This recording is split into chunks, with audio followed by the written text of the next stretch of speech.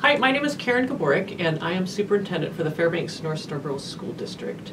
And I'm here today to talk about the school district's recommended budget and our plan for use of our savings, and to answer a lot of questions that have come up about our budget. There's been lots of conversation about the school district's fund balance. So I want to try to correct some of the misperceptions that seem to be out there. First, really important is to note that we do not have unlimited access to $30 million in our operating fund. It just doesn't work like that. Our fund balance is not like a standard savings account. Our fund balance has always remained below a 10% cap of our previous year's expenses. That 10% cap is determined by state statute. Those aren't rules that we make. Those are rules dictated by the Alaska State Legislature. This year, our fund balance was about $20 million, and that was at about 9.9% of the state cap. There's also been conversation about impact aid, and that is definitely a revenue piece of our budget. But impact aid is not part of fund balance. We use federal impact aid dollars in the school year that they're designated for. The Department of Education determines the school year that those funds are dedicated to. And so again, we don't create those rules or determine those rules. The Department of Education tells us when those funds are to be used. And then those funds are assigned for use and are used at the time that they are assigned for. So we don't put that money into savings, and I think there's maybe some misunderstandings about that. We absolutely use our fund balance. We use our fund balance every year, and we can track the history of how much fund balance we've used, how much we've had left. Over many, many years, that number has fluctuated for lots of different reasons. We used $7.5 million of our fund balance for this school year. And because we used that savings, we were able to save 69 teachers this school year that otherwise would have been cut if we hadn't used that money. So our recommended budget for next school year includes the use of another $2.8 million from fund balance. And again, if we weren't using that savings, we would be looking at a cut of another 26 teachers beyond what's in the recommended budget. So here's our plan, and it's really important that people understand this. Our plan is to use fund balance to spread out our remaining savings over the next 4 years. Because the fiscal climate in Alaska right now is very uncertain, right? Last year, people know the struggles. This year, the news seems to be a little bit better out of Juneau, which is hopeful.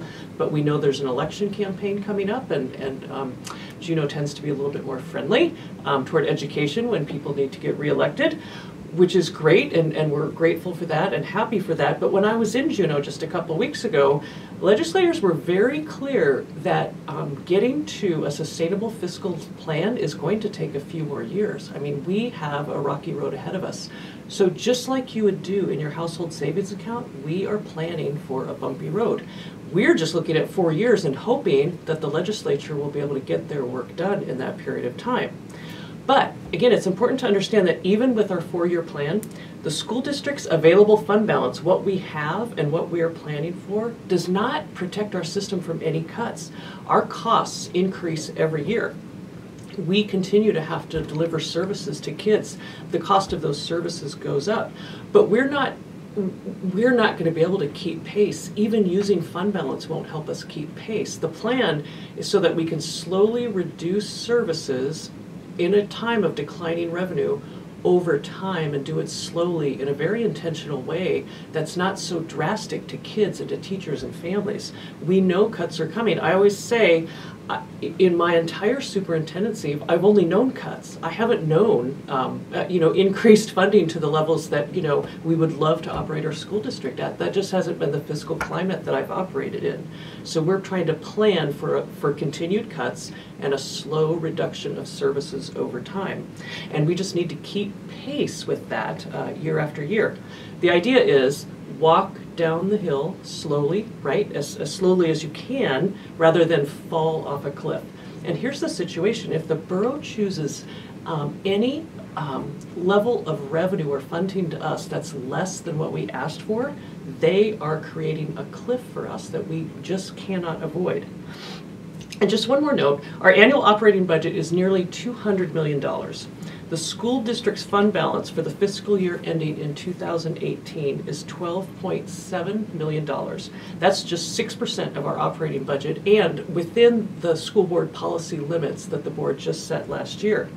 To make the same comparison that the Newsminer made on April 12th in their editorial, the Fairbanks North Star Borough's projected unassigned fund balance for that same point is in time is $25.2 million, or 19% of their operating budget.